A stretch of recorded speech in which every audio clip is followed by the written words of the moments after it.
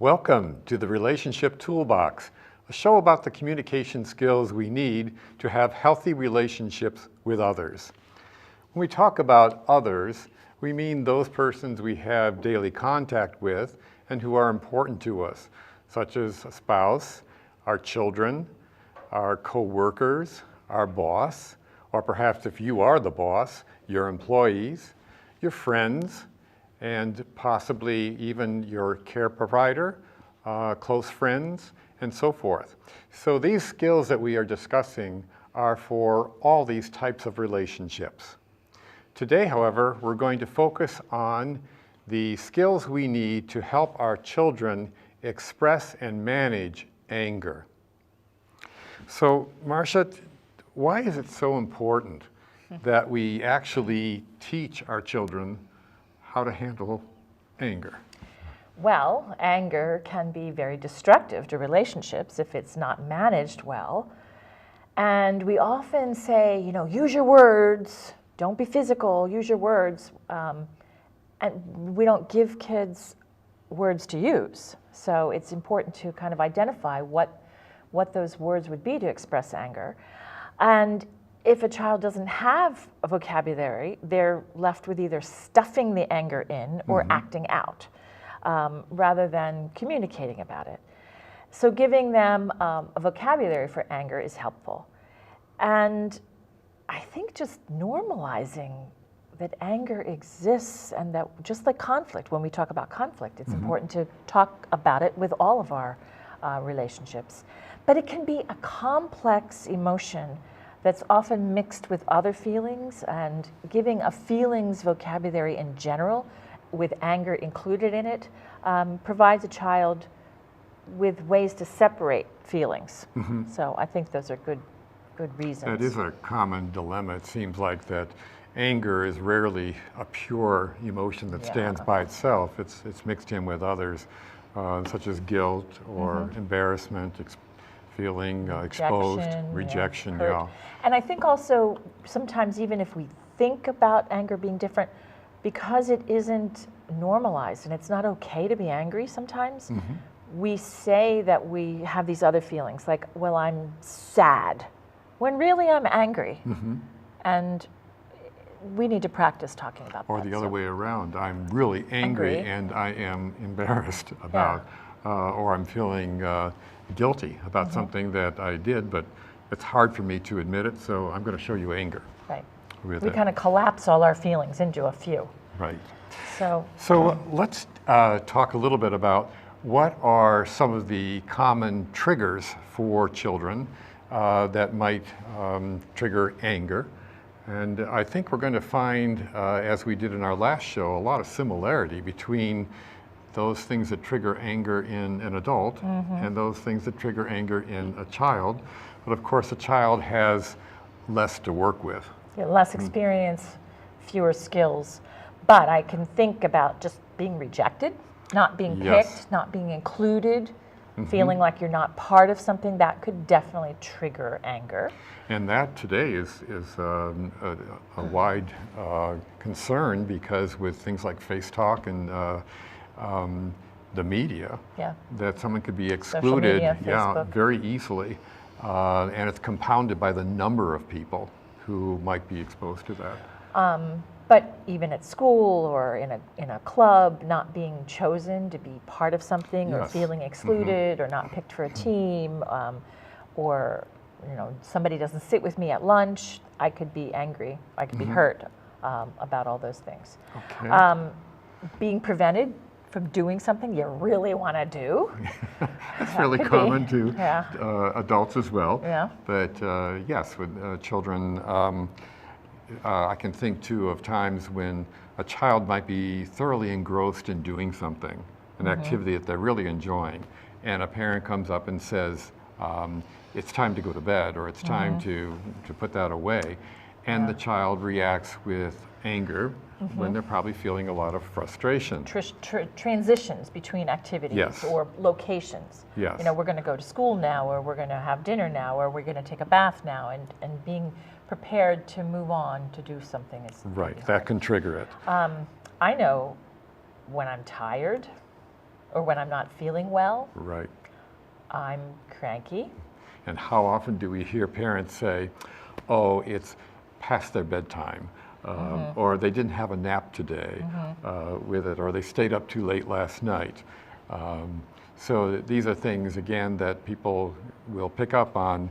They don't necessarily cause the anger, but they can lower our resistance and our tolerance for things that might trigger anger, and therefore we become more vulnerable to that. Feeling overwhelmed if you've got a lot of deadlines, a lot of projects, homework, responsibilities and obligations that you've committed to. And I think our kids have more and more and more of these responsibilities, younger and younger.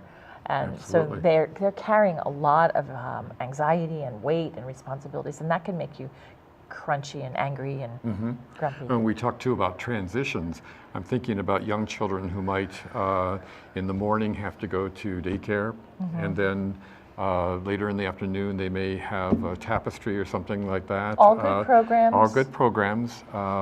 And then they have to make the transition back home again. In some cases there may be transitions between parents if the parents are divorced. All those things can contribute to anger and frustration. Being told you have to do something that you really don't want to do can make Universal, you angry. isn't it? Also, if you find yourself in a situation where you just don't think something's fair, like you're not being treated the same way that a sibling is being treated, or Yes. you were misunderstood and you haven't been able to explain yourself, and you could just be angry and frustrated that you aren't understood or you haven't been treated well. Yes, right. Someone taking something of yours. I'm thinking again of siblings where if someone took the phone of the other person or took clothing with it, that often can be a source of anger with it.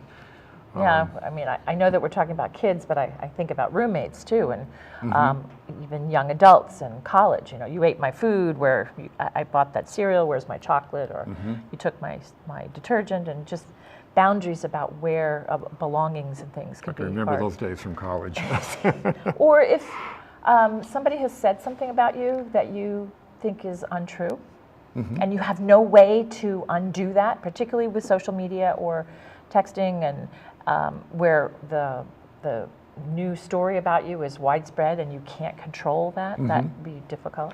Siblings within a family often will hear where one sibling may tell on the other one, or present something to a parent in a way that's obviously skewed, and it just seems so unfair. And that can trigger very strong anger in a child.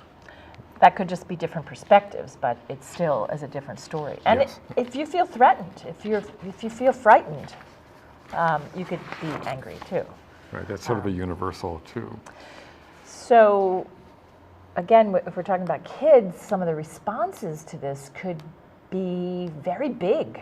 Yelling, screaming, name calling, A real temper tantrum. yeah, destroying even with things, adults sometimes. throwing things, flailing around, or going into a cocoon and ignoring the person and kind of like punishing you with silence and with retreating, or saying, there's nothing wrong, I'm fine, nothing's wrong. Right, the denial. Yeah. Yes. And foul language, of course, is something that, especially in public places, just is not appropriate. And that can be a source of anger, and then create a triggering anger response from a parent who may be embarrassed by the child using those terms in a public place. Counter threats, oh, you did this to me, now I'm going to do this to you. So it's kind of I'm going to hurt you harder than you hurt me. Right. And just blaming other people and not seeing maybe the contribution that you made in whatever the disagreement is that's bringing up this anger, or just feeling like, oh, I did it again, I'm so stupid, I can't do anything right, and you could just kind of turn the anger back on yourself, and you kind of become this victim, like, why do I even try? Right. I think that's hard to see in kids, and you don't know It how to is. coax them out of that. Right. So, And I don't know if you mentioned the blaming of the others and refusing to take any responsibility Yeah. for it. That's a hard one so with it. what do we do, Tom? Well, let's divide it into two procedures here, actually. One is, what can we do for our child in preparation for a time when they might become angry before the incident has occurred? And then secondly, what can we do when the child is in the midst of something, a situation that they're very angry with? Because I think that there may be two different approaches with it. And if we've done a good job in preparing a child for expressions of anger and how to deal with it, how to sense it, it should be easier to manage it while they're going through it. So they go together. Hard to remember to do that homework ahead of time. You don't think about, oh, I should have talked about this until you're in the moment. It's Exactly. like, this is happening again. So as we've talked about in our last show, one of the most important things I think parents need to do before they start trying to teach children how to manage this is to take a look at themselves. And how are they showing their children through their own actions ways of dealing with anger? Do they yell at each other? Do they make up quickly? Do they have a storm Cold out? War for a week? Throw things? Yeah, do they throw they things? call names, yeah. Do they threaten Do they things? retreat into the other room or? Correct, yeah. So it's very important for a parent, before beginning to teach some of the things that we're going to be talking about, to take an inventory of that. And if some of these things are counter to what you're teaching, you better do something to get them to be more approximate together, so that what you're teaching and what you're modeling are the same, So or close to it. Maybe we can do this alongside our children and model That's a it good at point. the same. We may Right. be learning how to express our own anger in an appropriate and productive way that provides self-care and communication while we're teaching it to our kids. I think that's a good approach, that so we're not perfect Yeah. with it, but if we can even admit to our child, when I did this with your father, that really wasn't a good way of handling anger. If I were to do it again, I think I would try to do it this way, or I'm working on doing it this way. Or even when I did it with you as a child. Yeah. Yes, that's a good point too. So one of the first things then, I guess, is recognizing it. And can you talk a little bit, Marsha, about what are some of the physical signs of anger that we often sort of roar right past and we ignore them until it's too late? Well, I think there's a real connection, and I was not aware of that mind-body, emotion-body connection until I was an adult. I would sense of feel these mindfulness things. and- Yeah, it's like, because I was like in my head, but anger it becomes very physical, and you're going to feel these things in your chest or in your throat, or temperature-wise.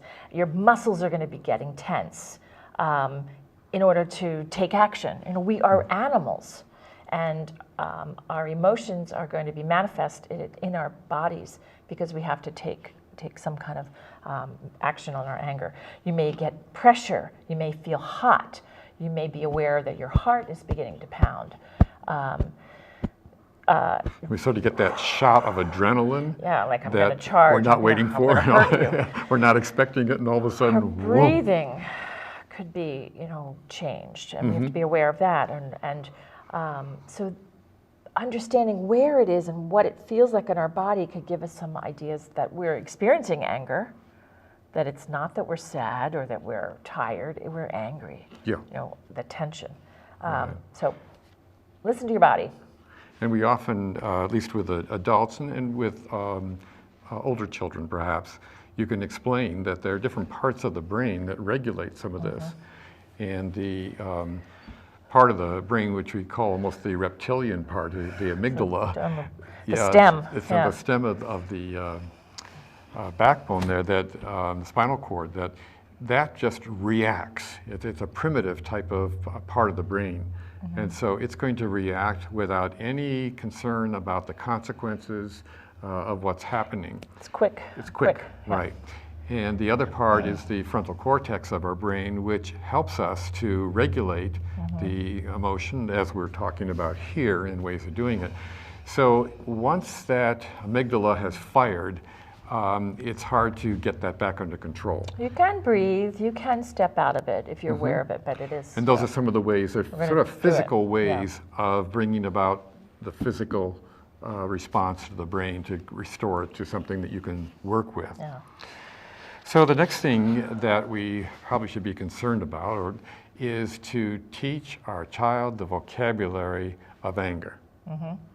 And as we've said, anger is mixed in with many other emotions. So first of all, we need to have a good vocabulary, which we'll put on the screen here. But the vocabulary that we need not only helps us to say, I am angry, it tells us how angry, the degree of anger, if I am furious versus I am a little annoyed about this. Different types of response to that, and that's why it's important that the child be able to define that and express that.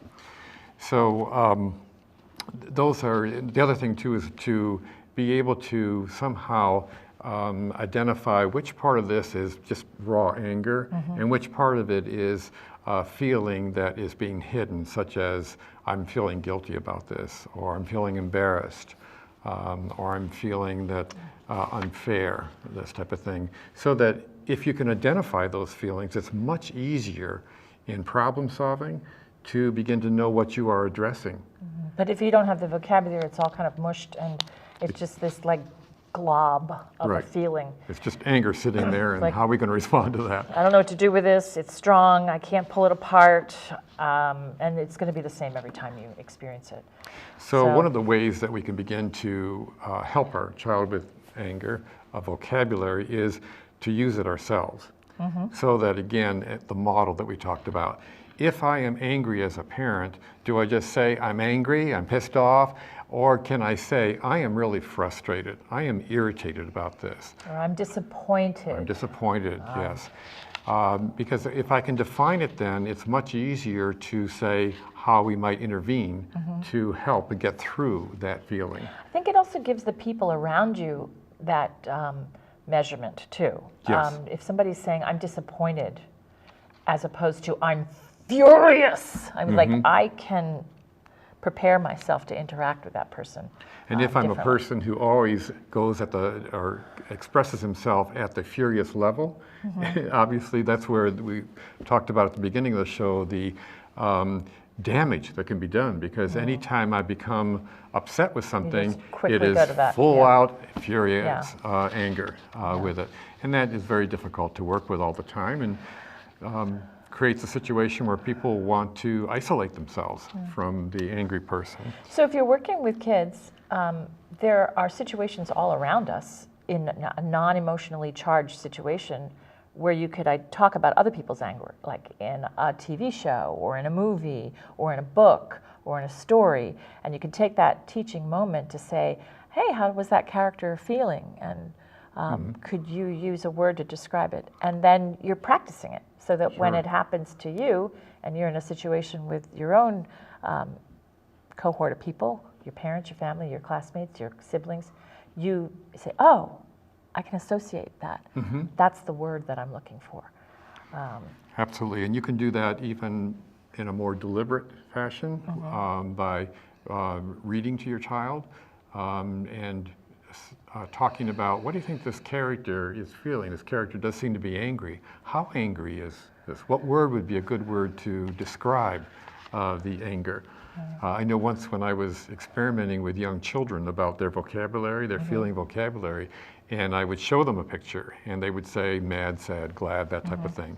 But if I asked for more, and I said, tell me more about that feeling, then they started to use more vocabulary. So part of this is the expectation that we have of our children to use the words and use descriptive words, not just I'm mad. I think it's a good exercise because we need to teach children how to recognize emotions in others as well. And while we're teaching how to recognize anger and to discern at what level it is, I think kids, I experience with the ones that I teach and hang out with, that sometimes they are not good witnesses. They can't get the nuances. Reading other people. Reading other people, and they miscue And also there are some folks of all ages that have trouble. They just have trouble reading social emotions. And that's a good thing to know about somebody who's in your life, or to know about yourself, that this is a weakness that I have. So this activity kind of surfaces those problem areas in people too. Yeah, because it sharpens our skills as And a parent they and a may child. have special skills in another way, but aren't really skilled to understand human interaction. So that's a good thing to do. And it brings up another point too, that if we inadvertently respond to a child's anger with the same intensity of anger, we actually escalate it. Not only are we modeling the poor procedure for doing this, for resolving the situation, but we are actually escalating. The child now can feel even more angry at us because of our anger. So it is important to, as you say, to be able to read somebody else, but also to be able to read ourselves and what's going on within ourselves. I remember, I'm reluctant to always talk about my son, but when my son was growing up, we had a happiness index, and like, how was your day on a scale of 1 to 10? And sometimes he wasn't able to tell me about what happened or the day, but it would give us a point of departure for talking. And he'd say, well, you know, I'm a 6, or I'm an 8, or I'm a 4. But I would have a measurement. I had a tool to like enter the conversation, and I would understand what a 4 was or a 6 was. So if we gave our young people like an anger thermometer, Right, we which we're could putting on the say, screen here to use. well, where are you on this anger? Are you just annoyed? Are you just kind of, is it simmering? You're just kind of annoyed? Are you frustrated? Or are you angry? Or has it risen to the level of fury? Are you furious? And if somebody tells me that, then that tells me a lot more about how to interact with them, how to de-escalate. And it seems silly and seems contrived, but it really, I think, helps. It helped me growing up, doing my parenting. Like, how was your day? Oh, it was a 10, or it was like a 2. Yeah. I knew exactly. So if somebody tells me, well, I'm just kind of frustrated, then I can approach it from a frustration level, or I'm furious. So it's like, okay, this is red alert. This is an emergency. I need to pull out different tools. And different tools for that, right? It's also maybe important to talk about anticipating, where do I get angry? Are there situations that over and over I find myself getting angry at the dinner table, or at the school, or at a sleepover? Or when? Do I get angry at night when I'm tired? Do I get angry in the morning because I'm not a morning person? Am I angry on the weekends when I have to sit? What are the situations? Are there particular people that kind of put me in that mood that I don't interact well with? Relatives, friends, neighbors, siblings. And how do I show I'm angry in those situations? So identify it, kind of diagnose it before you're in the moment. And that's the important thing. These are all being done at times when we're relating well. We're fairly calm. The stakes are a little lower. Yes, and so we can talk about this more in a hypothetical sense than if we are right in the midst of something. But I think I could answer all those questions. So like, where am I more prone to be angry? When does it While happen? you're calm. Yeah. So let's talk about when a child is actually in the throes of anger, very upset about something. How then, as a parent, might we respond to that with it? And that certainly takes us back to many of the shows that we've done prior to this on good listening skills. That this is really significant at this point. And as you pointed out, there are different things to do. So why don't we, again, have you discuss a little bit about the degree of anger and how the response might vary according to that. Yeah, well, I think if it's absolutely furious, you're going to want to just be in the space and wait. Wait for that to kind of play itself out, as long as everybody's safe. If somebody is not at that place and it's just kind of simmering, I'm annoyed, I'm frustrated, then you can ask probing questions, and you can listen without judging and leave your ego behind and restate what you're hearing. Oh, so this is what happened? Oh, wow, I can understand why you would be angry about that. And ask open-ended questions and, well, tell me more about that. What else can you tell me? What happened? Expand that frame so that you have a really good picture of what happened. And even as you are restating, you can insert vocabulary as you're trying to capture what they are feeling. Yeah, you must Was have it more felt like hurt. this? Yes. You felt hurt, or you felt threatened, or So you're still developing that in the midst of this. So after asking them, what more can you tell me about this? And this is important because sometimes a child will just blurt it out, but there still is more. And when you just stop to say, and is there more to it? They will reflect on it and give you even more information. So the other thing is to, when this has settled down a little bit, is to begin to try to tease out a little bit, if you can, is there another way of looking at this? What was the teacher, do you think, thinking when she or he said this? Or what was your father thinking and reacting to when he said this to you? Or your friend, or your bus driver. So you're beginning to introduce the understanding that people can look at things from different perspectives, different points of view, and that's very critical. But if you introduce that idea too soon, while the person is still quite agitated, it's not going to have the right effect. They're not going to be able to empathize and think otherwise. And you may also want to ask them, where do you feel this? Bringing it back to where is it in your body? Do you feel it? Do you feel it in your legs? Do you want to run away, or do you feel it in your fists? Or are you tense? Do you want to act, or are you heavy? I think that will help them figure that out. And asking them possibility of, well, if this were to go down again, sort of like re-watching a football play, what might you do differently to see if you could get a different outcome? So that opens the child up to beginning to look at something and say, well, maybe if I hadn't said this or jumped on this particular person's response, maybe it wouldn't have been so bad. The other thing that's important here is that there's a need behind everything that we express anger for. So it's important to turn to a child and be able to say at some point, what do you need in order to make this well again, to make it okay again? Not necessarily everything's right, but just to be able to heal from this. And then go to that to make a plan of how that might take form, such as a policy or an apology, or just letting it go. I think it's also important to remind ourselves and our children that there's a purpose for anger, because it's protecting us in a way. It's a signal, it's a warning. It's a warning alert. Something's wrong, and I need to protect myself. And finally, I think that, again, as we've talked about before, always, when you get the opportunity, reassure your child of your love for the child and the fact that this can be worked out and that you're going to stay with your child to try to work it through. So this concludes today's program on expressing anger for your child's way of teaching your child how to express anger. And we hope you'll join us next time.